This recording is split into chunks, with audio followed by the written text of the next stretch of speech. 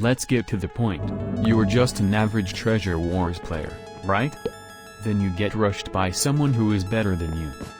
Then they die, of course. Lol. Now, this video is only for those who need a little bit of help. Treasure Wars can be an annoying and sweaty game. For this video, I'll be talking about rushing, treasure defense, bridging.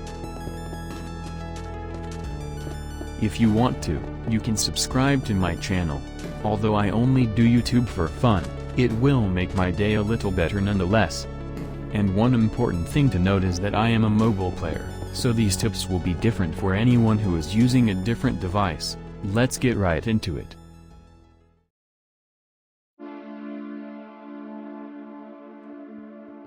Rushing is essential. Here's why. You don't want to just stay there and defend your treasure while the person across from you is getting prepared to come for your treasure. Since they are most likely going to give you a hard time by trying to get your treasure, you should be able to try your best to get them out.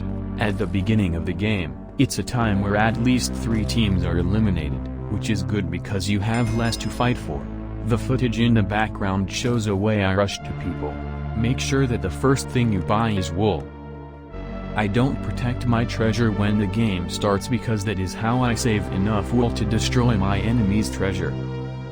And also make sure you make this kind of staircase like so when bridging.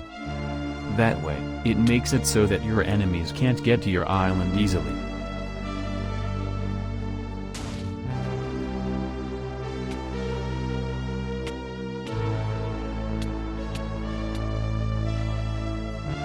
Bingo. Make sure to steal all the gold from your enemy's generator in case you run out of wool. That is fine if you don't have enough gold, you will have enough when you get back to your island. If your enemy knocks you off or kills you, make sure you are prepared when you're at your base. Maybe buy a sword and try killing them.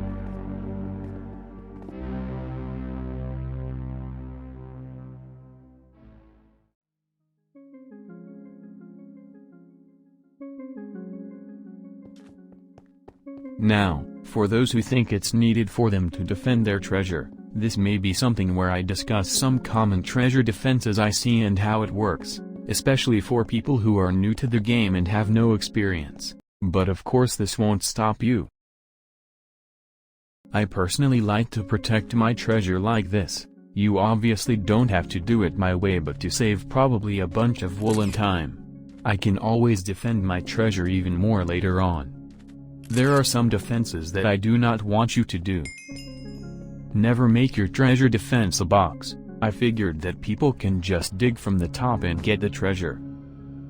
Next example, we have a messy looking treasure defense. Now this one is very annoying. I don't really like this kind of treasure defense. First off, there may be some gaps or places that aren't too noticeable when someone is breaking a treasure.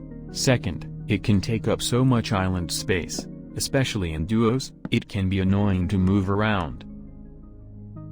This is probably the best treasure defense. The pyramid defense is so helpful.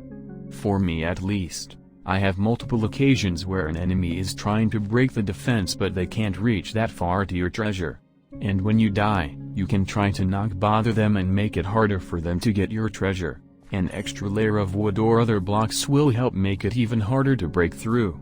And for those mad lads, you can make as many layers as you want. Lol.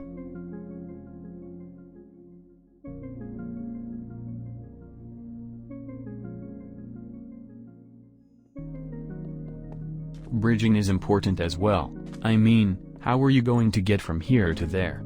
There are many bridging methods to choose from. The best bridging method for 99% of mobile users is to speed bridge.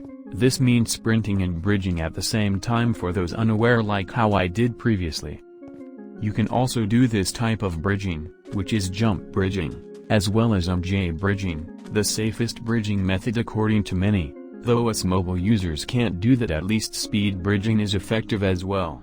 And since there are multiple ways to bridge, try to find one that is best for you. Like Java bridging? Go ahead. Like side bridging? Go ahead.